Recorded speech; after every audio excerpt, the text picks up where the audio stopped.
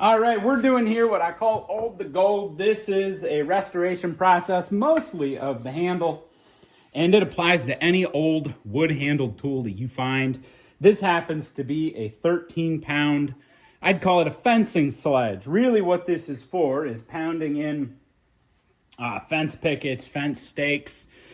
It's got a very short head and a very wide head, and it's very, very heavy. So these are cast. This one's made in Kaukauna, Wisconsin.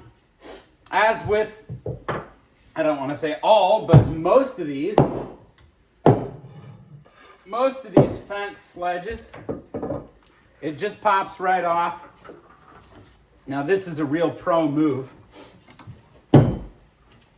Grab yourself a round file, and you can get the burr off. And it doesn't matter if the tool is a year old or 100 years old.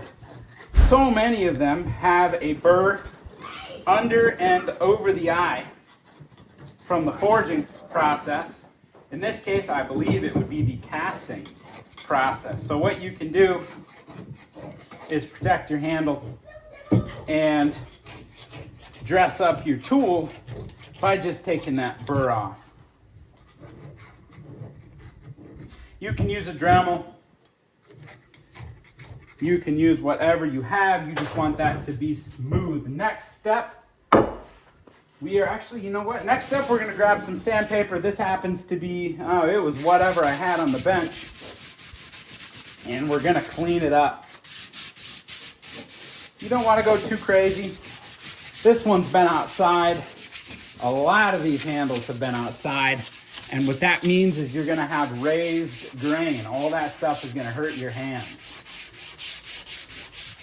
So we want to knock that down as much as possible. See, this is what a burr does to your handle.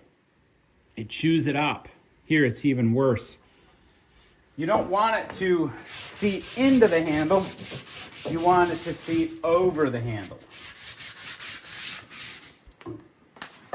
You want to drop your sandpaper there. That's another pro move for you. That one's free.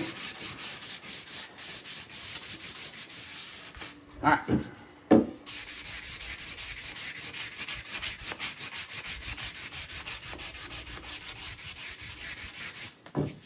Yeah, actually, that feels pretty nice. Okay, next step here.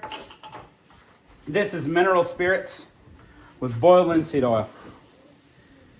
And this handle is going to be really thirsty.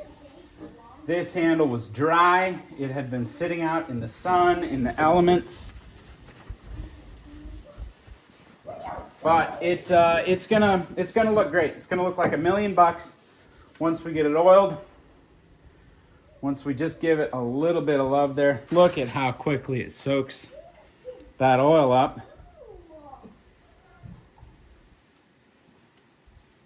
Wow, I can see it in the sun. I don't know if you can see it, but just about as fast as I put it on there, it goes into the grain. I love the look of weathered hickory, though. It's one of my favorite looks. Kids are having a blast back there. They got one of those little gel blasters, so they're going crazy with it. All right, you see how nice it's already starting to look? Just a little bit of oil.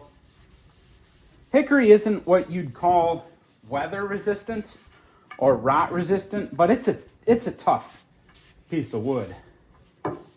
Very tough piece of wood. So you don't really have to worry about, as long as the wood's solid, you don't have to worry about it being all dry. You can just oil it. You can use it again. This is a straight handle. So it's just another reason you don't have to worry too much about the piece of wood. Straight handles are about the strongest you can have. There's no run out to them, or there's less run out to them, generally speaking.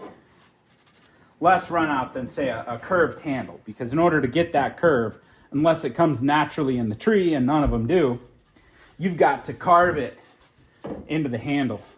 Got to carve that curve. Now, what I like to do on top of On top of that, this is linseed oil with a little bit of wax and a little bit of citrus solvent. It's D-limonene is what it is. And I use it. Oh, wow, and we got a nice splinter. Real nice splinter. That one's going to be fun to dig out. Where was that? Here, I thought I got it all smoothed. That's okay. I got a plywood splinter earlier this week. Oh, right in the tip of my finger, right there. Digging it out was a blast. All right, so we got that on there. That's a nice looking handle. Look at that. That's aged hickory right there. Nothing like it. I love a good vintage handle. All right, so now that we got the burr all taken off, let's see if I can remember which side was the front. There. I think it was this way. Yeah, that's right. All right, we're gonna get it seated. Look at that. She's ready for another 50 years. Man, this thing's a beast. 13 pounds. Look at that. I actually use this one to stretch out my shoulders.